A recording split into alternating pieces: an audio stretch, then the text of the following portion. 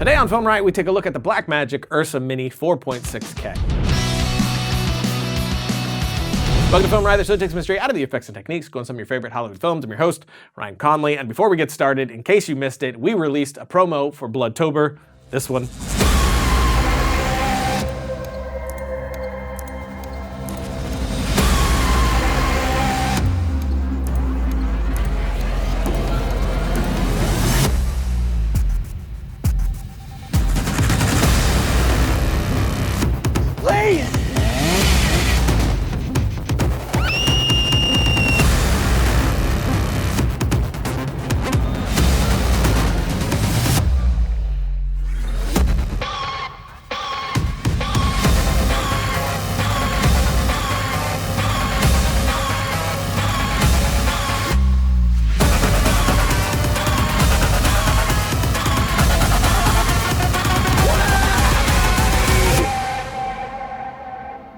So we have two short films coming, a bunch of behind the scenes, and although the promo says over 30, it's actually over $40,000 in giveaways, which we're gonna be giving away to 9 winners in total, so tons of chances to win. And yes, one of the giveaways is a Blackmagic URSA Mini 4.6K that we're reviewing today, along with a laptop from HP, a year's subscription to Adobe, and a ton more. And on Tuesday of next week, we're gonna be releasing a video that's gonna explain exactly how the giveaway will work, and will detail out everything that we're giving away. So make sure you join our mailing list at FilmRiot.com so you can be informed right away on everything. We're also going to be adding some things to our mailing list going forward that you're not going to be able to get anywhere else, like coupon codes, secret videos, things like that. But when you do sign up, make sure that you check your spam folder for the confirmation email. Some of you have been letting us know that it did end up there, and make sure to add us to your address book as well so you never miss an email. But now, let's get into some camera goodness. So right off the bat, we have sort of an odd-shaped camera, but not a bad one. I actually kind of dig it. I mean, it isn't winning any fashion shows, but it won me over after using it for a bit. On the side here, you have the handle, which has a record button on there, of course, and in this configuration, I love operating this camera. It feels almost how a camera does once you have it rigged out with a cage. It's pretty nice for handheld work. But you can also attach the optional viewfinder here, and then we have the shoulder mount kit, which we throw on the shoulder pad here, like so, which has slots for the rails if needed. Then we can unscrew the handle from the camera, which can be done toollessly by popping this slot open and unscrewing. Then we connect the extension arm to the shoulder mount and attach our handle to the end of that, and there you go. We have the most camera-like looking camera that I've seen in a while. However, to be completely honest, I don't think I would ever use the shoulder mount. I dig the idea of it, and I definitely think event shooters and the like would get a lot of mileage out of it, but it just doesn't match how I personally shoot. I almost never shoot with any kind of shoulder rig. The viewfinder is definitely a nice add as well, especially if you're going with a shoulder mount. It has a great image and definitely helps in bright settings like in the sun, like literally inside of the bright orb in the sky. What? I said inside, I don't know. But again, I don't see myself using it. It has a great image and works how it should, but I would rather throw on a small HD monitor and keep it set up in that handheld mode that I dig so much. But if you do event work, 100% yes on the viewfinder and shoulder mount, but for me, this configuration just doesn't match how I usually like to shoot. On the body of the camera, we have SDI out and in, then timecode in, and our power connector. And underneath that, we have our headphone jack. Over here, we have power and SDI out. Then here we have our battery plate, which is a V-mount plate that Blackmagic sells, but it doesn't come with the camera. You have to buy that separately, or you can go for a third-party gold mount plate if that's what you use. What I really love about this design is that it's using Pro batteries that I already have and use on all productions. And yes, it doesn't come with a battery, so you will have to buy that separate as well. Then if we move around here, you can see the onboard mic. It's pretty solid, perfect for scratch audio. Then up top, we find our 2 XLR inputs. And up here, we also have our top mounting points, which is one of my favorite things about this camera. We have these 4 1/4-inch mounting points on the top and bottom, so it's built out to be built on, which is exactly what you'd do in production. Then in the area that the LCD would cover, we have our CFATS card slots, 2 of them, which don't have a cover, and I kind of wish they did. Then here we have a few buttons that you're used to seeing, and our LCD screen,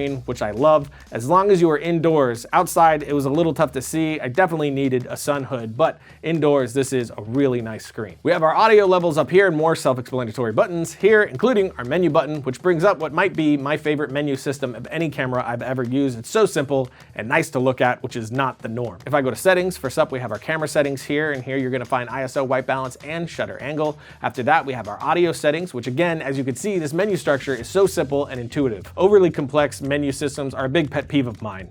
I'm looking at you, Sony. So this one just earned all of my love, just all of it. After that, we have recording, which is where the camera starts to get really impressive. We can record to a few different flavors of RAW and ProRes, all-in camera onto CFast 2.0 cards, and of course you need a pricey card like this one here to really use those higher-end options like RAW, but if you have a CFast card that isn't fast enough to handle that, you'll still be able to get options that you can shoot at with that card, which is a really nice add. Then we also have resolution, frames per second, and dynamic range, which is logged with film or Rec. 709 with video. Then finally we have our LCD settings where you'll find frame guides. There's more to the menu, but I wasn't able to get the camera on the latest firmware, so I'll revisit that side of things once I can. But so far, so good. Now let's take a quick break and then we'll dive into the most important aspect, the image. If you're a budding filmmaker, entrepreneur, innovator, domain.com is a place to go when the next idea hits you. I know you've heard me say that the list of available domain extensions is growing, but you now have the opportunity to name your site and build your brand in ways that was never before possible. You can choose from a growing list of 400 plus domain name extensions like .com, .org, .design, and .club. And to give you some love, they're giving you 25% off their already affordable prices when you get domain names, web hosting, and email. Just use the coupon code FilmRiot at checkout for that 25% off. And when you think domain names, think domain.com. Logo. So first up, let's just take a quick look at some images we grabbed with this camera.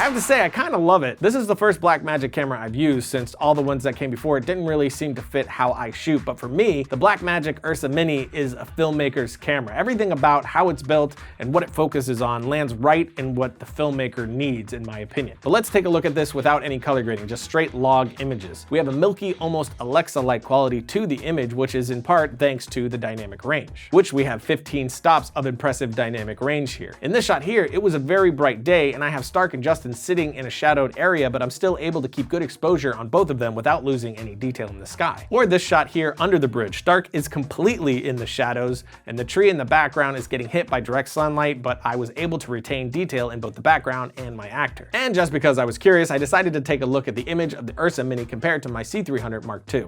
This was a well-lit scene. Both cameras had the same lens and were put as close together as possible, and both had their settings set to get the best image possible for each camera. And the URSA Mini holds up to the C300 incredibly well. There's more noise in the shadow areas with the URSA, where the C300 is silky smooth, but considering the fact that the C300 is $12,000 and the URSA Mini is $5,000, that's pretty impressive. And finally, we take a look at low light. I'm jumping right to 1600 ISO, which is where this camera tops out, and my lens is wide open, and for my key light here, I'm using a small dim lantern. And it doesn't perform incredibly well. Once I grade to boost the levels, you'll see that we have some fixed pattern noise here, and it's just noisy overall, so I definitely plan to stick around 400 ISO with this camera 800 if I had to.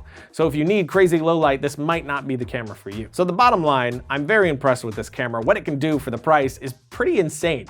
There are a few negatives, of course, like no door for the CFast cards, your ISO limited to 1600, which I wouldn't shoot on, which means this isn't a low light camera, and you have the need to purchase a few additional things. But even after you tack on additional things that you need to buy, like the batteries and plate, you're still under $6,000 on a camera that has an image that could probably cut with an Alexa. So for me, the positives outweigh any negatives. It has a great and very filmic image with a solid dynamic range, excellent choice of codec, an easy to use menu, which again, I wasn't able to load the latest firmware, and from what I've seen, the menu is much improved with it, so I'll definitely get back into that in another episode. And the form factor is one that I actually really like.